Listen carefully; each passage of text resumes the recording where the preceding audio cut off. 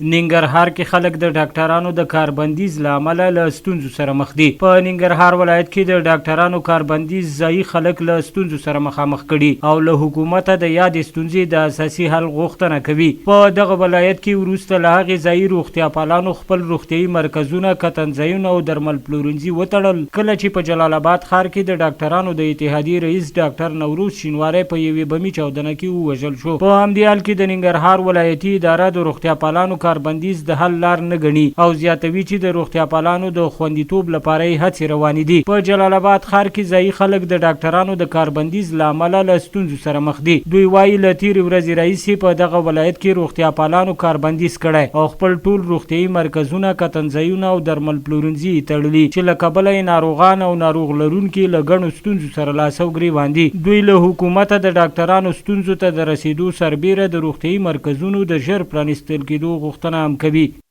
دوا نشته بچې 2 زامن مې ګرځي دوا پسې زه دلته کېنولم موږ دوا پسې وګرځم ځکه ګرځم ساه مې لنډي کې غورځېږم نشم ودرېدی نو دوا کومه ده تاسو وګورئ ټول هغه دواخانې بندې دي نو دا مشکل دی ټول مریضان ته تکلیف دی. په کور کې 2 تنه مریضان لرم یو کوچنی نوی تولد شوی ماشوم ده چې ممکن د شپږو ورځو هغه ناروغ ده او یو بل سپین ږیری کس ده دې دا باید ډاکټر ته ضرورت لري.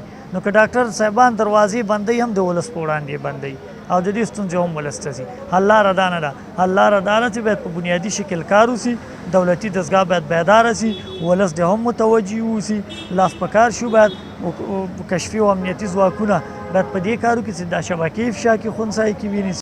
په همدې حال کې روغتیا پالان وایي کاربندیز د امنیتي ستونزو او د ډاکټرانو د اتحادیې د رئیس ډاکټر نوروز شینواری د وژل کېدو په غبرګون کې ترسره کړی، خو د عاجلو ناروغانو د بیړنۍ مرستې لپاره یو شمېر روغتیایي مرکزونه پرانیستي دي. ډاکټران زیاتوي د دوی کاربندیز به تر هغې دوام وکړي تر څو یې ستونزې د ولسمشر سره په مستقیم شکل نه وي شریکې شوي او د خوندیتوب ډاډ نه وي ورکړل شوی. د عدالت غوښتنه به جاري وسي تر هغه وخته پورې چې زموږ غږ مخامخ د ولسمشر سره شریک شي او وشو کولی ستونزه ته پای ټکی کېږدو. له بل پلوه د دوستانو د ولس د خبرتیا په خاطر دا وایو چې موږ د ولس نه یو، ولس زموږ نه دی. موږ هېڅکله داسې خدمات نه دي بند کړي چې هغه د ولس متضرر شي. د عاجلو خدماتو په خاطر باندې، هغه ناروغانو په خاطر باندې چې هغه ضروري دي او عاجل دي، هغه په ټول روغتونونو کې، عامه او خصوصي سکتور کې هغه سلی کېږي او هغې دپاره دروازې خلاصې دي. زموږ کاربندیز زموږ د عدالت غږ به تر هغې پورې جګوي تر څو شخص رئیس جمهور موږ سره د ملاقات وخت راکړي، ځکه محلي اداره په دې کې پاتې راغلې ده، هغوی خپل ځان نشي ساتلی نو موږ به څه وساتي.